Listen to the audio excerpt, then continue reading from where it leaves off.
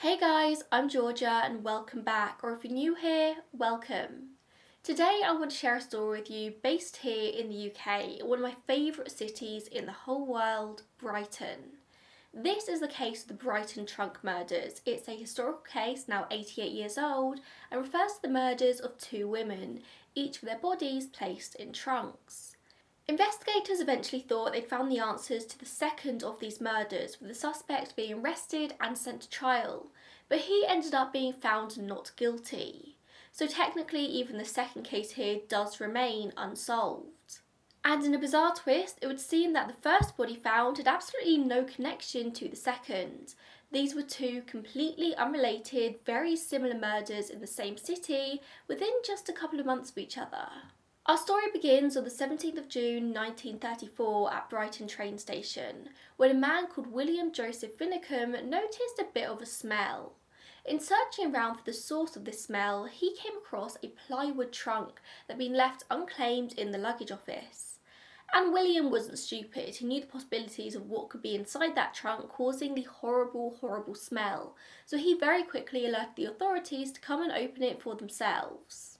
Chief Inspector Robert Bob Donaldson was the one who turned up for the job, and sure enough, inside the trunk, he found the dismembered torso of a woman, slowly rotting. She was wrapped in brown paper, tied with 6 yards of Venetian blind cords. The head and limbs were nowhere to be found, it was literally just the torso, and the only clue found in the trunk was a word written in blue pencil on the paper. However, the blood soaking through the brown paper had obscured half the word. All they could decipher was the second half, which was Ford. And to this day, the clue has never been figured out. We don't even know if it was much of a clue at all. Investigation found that the suitcase had been dropped at the luggage office on the 6th of June, so 11 days before it was found. This was a Derby day that day. There were lots of people travelling through Brighton station to get to Epsom for the Derby. Therefore, when the luggage room clerk was asked for any more details about who left this trunk, he wasn't really able to remember any details. All he knew was that it had been dropped off in the late afternoon. None of this really boded very well for the Brighton police, who knew there was just as much chance of somebody from outside the city being the one to leave the trunk as anyone living inside the city. They basically had no clue. It was looking for a needle in a haystack. So investigators sent out alerts to other train stations across the country, telling cloakroom attendants to keep an eye out for anything strange. The notice reached King's Cross Station in London, where just the very next day they opened a trunk themselves to find a pair of legs, which were very much immediately assumed to belong to the woman's torso found in Brighton. When the press managed to get hold of this story, they dubbed the unidentified victim the girl with the pretty feet, and later just pretty feet, because the story goes the body had dancer's feet the people thought were beautiful. And that's all she would ever be known as, because she never got identified. Her arms and head were never found. Clearly the killer wanted to play a game. They wanted there to be intrigue and mystery around this death, hence leaving the torso and legs where they would undoubtedly be found. But the head and the arms and hands, through which she could have potentially been identified through people just recognising her or through her fingerprints, they were never found. The killer had had the presence of mind to dispose of those properly. The authorities did what they could to try and identify her though, with a post-mortem conducted by Sir Bernard Spilsbury, who was a very, very famous doctor. He was famously an expert witness in murder trials across the country. He was thought to have carried out over 20,000 autopsies in his time, and this was coming towards the end of his career. He first examined the woman's torso in Brighton on the 19th of June before travelling up to London the very next day to establish that the legs definitely belonged to the same body. He found that the unidentified woman was about 25 years old, at least between 21 and 28. She was 5'2" and 8.5 stone. She was very well nourished and was 5 months pregnant at the time of her death. The question was the fetus related to her murder? Was she potentially murdered by the father? Was she a mistress and he was scared of being found out? Was this just another case of domestic violence increasing in pregnancy? Or had she been seeking to end the pregnancy? Sir Bernard definitely had his own suspicions about who he thought was responsible for the unidentified woman's death, pointing the finger at a local abortionist called Dr. Edward Besiah from Hove, which is right next to Brighton. Spilsbury had reasons for thinking it was somewhat of a professional. The legs had also been wrapped in brown paper like the torso, along with some newspaper as well. But interestingly, all of this paper had been soaked in olive oil, something that was sometimes used by surgeons at this time to stem bleeding. Olive oil wasn't exactly a common ingredient back then in cooking. Even chefs and restaurants would have struggled to be able to afford it, and they often used lard in their cooking instead. So from Spilsbury's point of view, this had to be a medical professional or adjacent. That was also thought in the early days because of the dismemberment. I mean, most regular people wouldn't even know where to begin with dismembering a human body. It had to be somebody in the medical field. Messiah, as I said, was an abortionist, a person who would carry out backstreet abortions in a time before abortions were legal here in the UK. It was speculated that this woman could have died in one of those backstreet abortions, and Messiah was just trying to cover his tracks. On Spilsbury's word, the police started to trial Messiah, keeping a very close eye on him, but eventually one officer confronted him, asking him to come into the station. Messiah responded to the accusation by writing a list of names. A list of names, from what I can gather, were just a list of his patients, and they were big, powerful names in the area.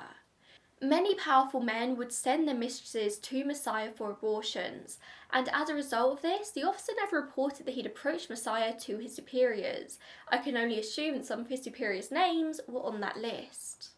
Shortly after this, Messiah left for London, where a woman actually did end up dying whilst he was performing an abortion. He was never prosecuted for this woman's death though, nor for carrying out abortions. I can assume again because of maybe the powerful people that he provided his service to. But he was never really a serious person of interest in the Brighton case though, and investigators soon moved on from him as a suspect. There was no actual evidence, only the fact that Spilsbury had pointed his finger in his direction. Despite the dismemberment of the body, investigators would soon start to look away from anyone in the medical field. It was said that it wasn't done with any particular skill or knowledge of anatomy, it was just kind of hacked away. Also, the examination of the torso showed no actual evidence of an abortion or attempts to end the pregnancy, so that line kind of ended there. Eventually, a woman came forward claiming that she recognised the paper that had been used to wrap the legs at King's Cross. Or more so, she recognised some writing on the paper. She said that was hers, she'd written that, she'd sent this paper to a sweets factory and had no idea how it ended up being used how it was. Although this was something at the time, this lead wouldn't prove to be very helpful at all. That line again kind of just ended there. So investigators instead decided to focus in on identifying the woman instead of looking for the murderer, looking for a match to any local missing women, and then they came across the name of Violet Kay, a 42-year-old from London who had moved to Brighton the year before with her boyfriend Tony Mancini. Now, there's a few different reports I found of how Violet came to be on the police's radar in the first place. Some say that a random man reported that he hadn't seen Violet in her usual spot in the last couple of weeks. She was a sex worker. Others say they just happened to knock on the front door of Tony's home, 52 Kemp Street, which was only 5 minutes from Brighton Station. Police knocked on that front door, and Tony apparently admitted that he hadn't seen Violet since May. But it was very clear quickly to investigators though that Violet was not Jane Doe. Violet, like I said, was 42, she was about 15 years older than they thought Jane Doe was. Plus they found out that Violet had apparently sent her sister a telegram saying that she was leaving the UK to go and work abroad. The telegram simply reading, "Going abroad, good job, sail Sunday, will write, V." Interviews with Violet's mother also said that she had scars on her torso, and the torso at the station didn't have that, so Jane Doe was not Violet. But still, Violet was missing, she had kind of just disappeared. Tony Mancini was actually significantly younger than Violet, just 26 years old, and he had a very colourful history behind him, a criminal record including theft and loitering. He had a number of different aliases that he used to make it easier to commit his crimes, including Jack Notcher, Tony English, Hyman Gold, and his actual birth name, Cecil Louis England. Tony Mancini was English to the core, but he used the name Mancini to make people think that he was an Italian gangster to install an element of fear, but he was just an Englishman. Tony and Violet's relationship was known to be an incredibly rocky one. It was not a healthy relationship in the slightest. Violet, as I said, was noted to be a sex worker and a dancer, and some speculate that Tony actually acted as more of a pimp than a boyfriend. He worked as a waiter and a bouncer in London, but also he had a lot of money for that. They moved to Brighton together in September 1933, so not even a year before the murders, and they lived at several addresses in Brighton together, sort of just bouncing from one to the other. Violet's last known address where she lived with Tony was a basement flat at 5 Park Crescent. The last time the couple was seen together, and actually the last time Violet was seen at all, was on the 10th of May 1934 at the Skylark Cafe on the seafront, where Tony worked as a handyman.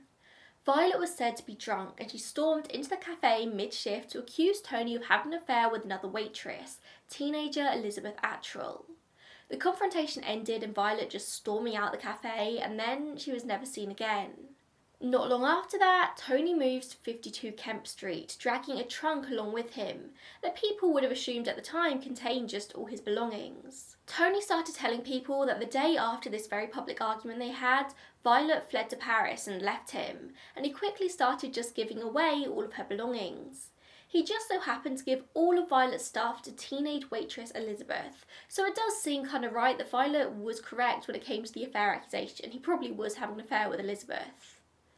But nobody really noticed or cared that Violet disappeared. That was until July 13th, when the police got a call from some workmen reporting a very horrible smell emanating from a room at a house they were painting.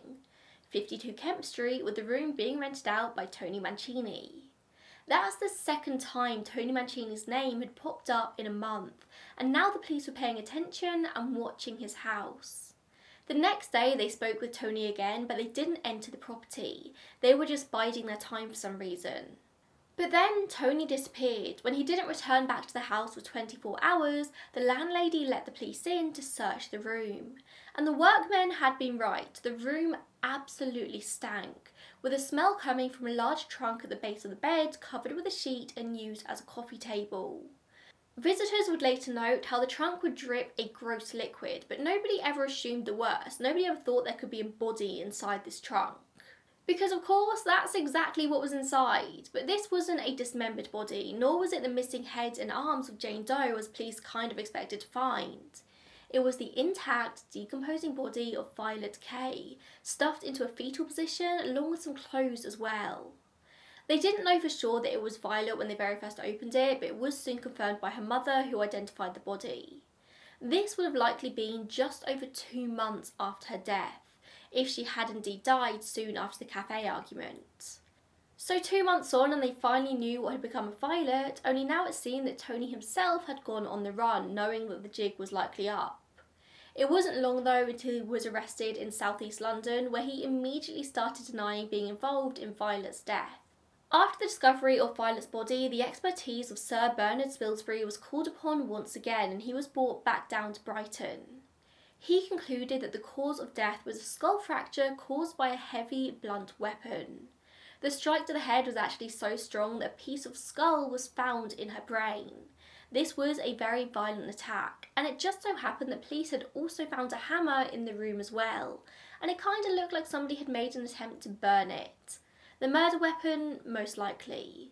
Tony Mancini's trial opened in December 1934 in Lewis Assizes in Brighton and lasted only 5 days. He was actually tried under one of his aliases, Jack Notcher, which was the name under which he was arrested, but we'll just continue to call him Tony to save any confusion.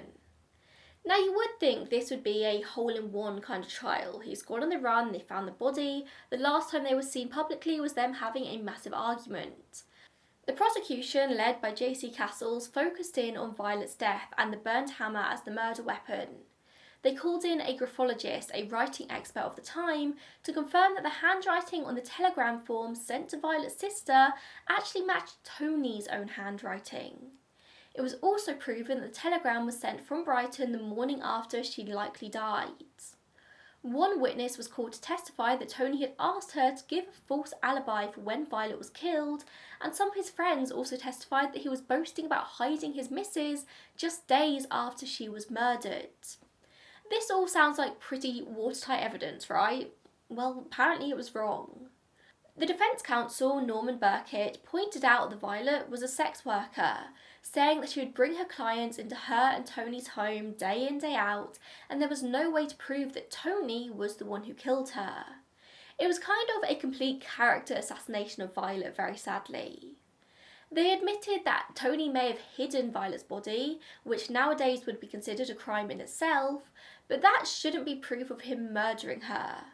Tony had a criminal record. He knew the police would have immediately suspected him if he had gone to them saying that he'd found her murdered by a client. This was kind of the defence grasping at straws, but it was enough to stick doubt in the mind of the jurors, and that's all you need to do as a defence lawyer. And this was the 1930s. Living a respectable life was a very big thing.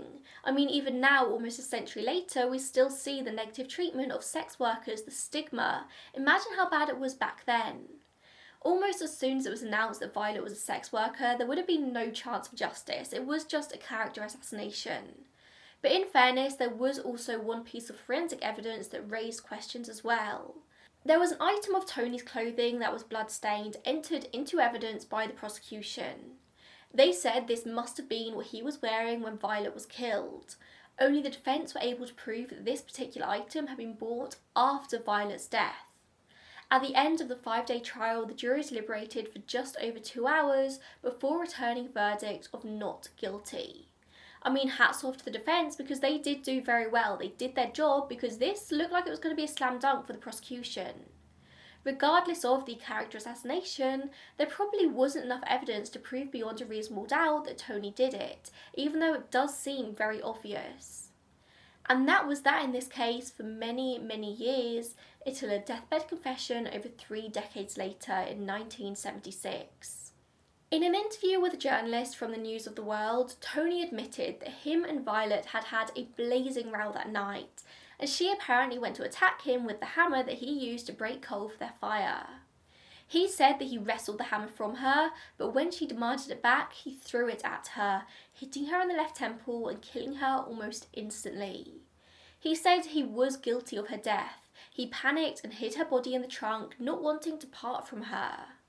If we do believe his story, it was likely more manslaughter than it was murder, but she died nonetheless and he got away with it. Do we believe his story? I don't know. I do think it's the closest to the truth we'll ever get.